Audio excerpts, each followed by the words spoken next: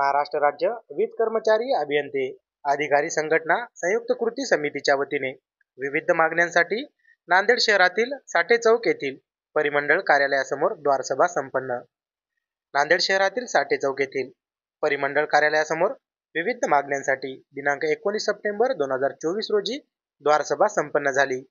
यातील प्रमुख मागण्या ह्या होत्या: वीज कामगारांना पेन्शन योजना लागू करा, 16 जलविद्युत प्रकल्पाचे खाजगीकरण मागे घ्या, महापारेषण कंपनीतील 200 कोटींच्या वरचे प्रकल्प खाजगी भांडवलदाराला देऊ नका, स्मार्ट प्रीपेड मीटर बाबत केंद्र सरकारचे धोरण व राज्य सरकार करत असलेली अंमलबजावणी, कंत्राटी कामगारांना समान काम समान वेतन लागू करून 60 वर्षांपर्यंत नोकरीची हमी देत त्यांना टप्प्याटप्प्यामध्ये कायम करण्याबाबत निर्णय घ्या, या प्रकारच्या मागण्या होत्या। यामध्ये state electricity workers federation, Maharashtra वीज कामगार महासंघ, सबऑर्डिनेट इंजिनियर्स असोसिएशन, विद्युत क्षेत्र तांत्रिक कामगार युनियन, महाराष्ट्र राज्य मागासवर्गीय वीज कर्मचारी संघटन, महाराष्ट्र राज्य वीज कामगार काँग्रेस इंटक, तसेच महाराष्ट्र राज्य तांत्रिक कामगार संघटना या 7 संघटना सहभागी होत्या। भांडवलदारी से खाजगीकरण पे तानाशाही पे सरकार पे तानाशाही पे हम सब एक है।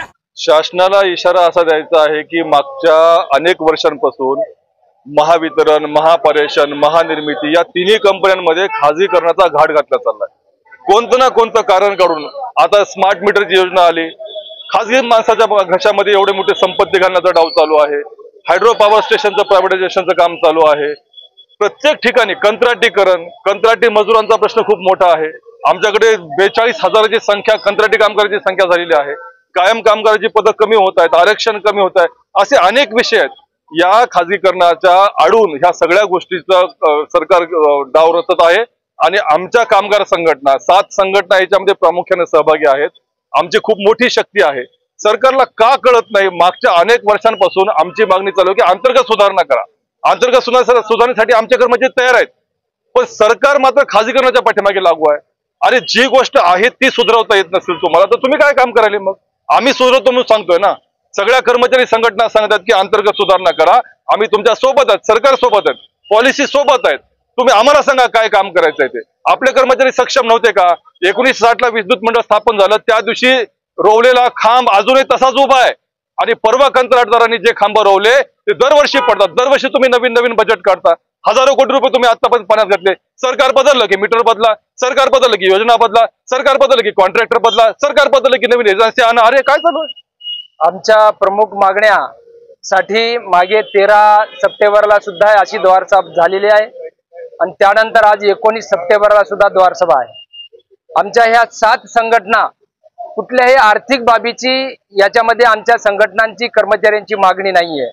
फक्त आणि फक्त ह्या महाराष्ट्रामध्ये जे काही आम्ही इन्फ्रास्ट्रक्चर उभा केलेला आहे, जे की जलविद्युत केंद्र, हे जलविद्युत केंद्र सरकार हे खाजगीकरणा देण्याचा प्रयत्न करत आहे, ते थांबलं पाहिजे। कंत्राटी कामगार म्हणून जे काम करतायत लोक आमच्या खांद्याला खांदा लावून, हे सरकार ह्या जनतेची सेवा करतात। कंत्राटी कामगार त्यांना तुटपुंजी सेवा देतात, हे सरकार पगार देतात, जे की आज 20,000 रुपये पगार आहे त्याला, पण हे कंत्राटदार त्यांना 10,000च्या आत पगार देऊन त्याची हेळसांडी करतात। ते रोखलं पाहिजे, नव्हे तर जानेवारी 24 मध्ये जे काही भव्य दिव्य असा मोर्चा केला नागपूरमध्ये, त्या मोर्चाचं उत्तर ह्या मुख्यमंत्री किंवा देवेंद्र फडणवीस साहेबांनी आमच्या सर्व संघटनांना बोलवून चर्चा केली आणि त्यांना चर्चेमध्ये आम्हाला आश्वासन दिलं होतं की कंत्राटी कामगारांना काम करण्याचं काम लवकरात लवकर करू, पण ते शब्द सुद्धा या सरकारनं पाळलेला नाहीये।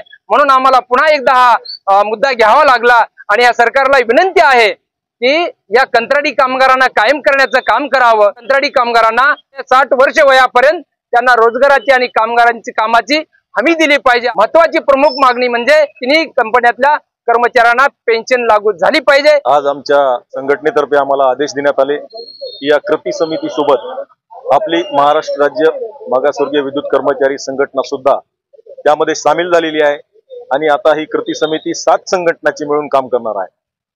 मी आपल्याला हे सांगू इच्छितो की या द्वार सभेच्या माध्यमातून आम्ही या सातही संघटना सरकार समोर ज्या मागण्या ठेवलेल्या आहेत, हा जो मुद्दा आहे खऱ्या अर्थाने हा कुठल्याही आर्थिक लाभाचा मुद्दा नाही आहे.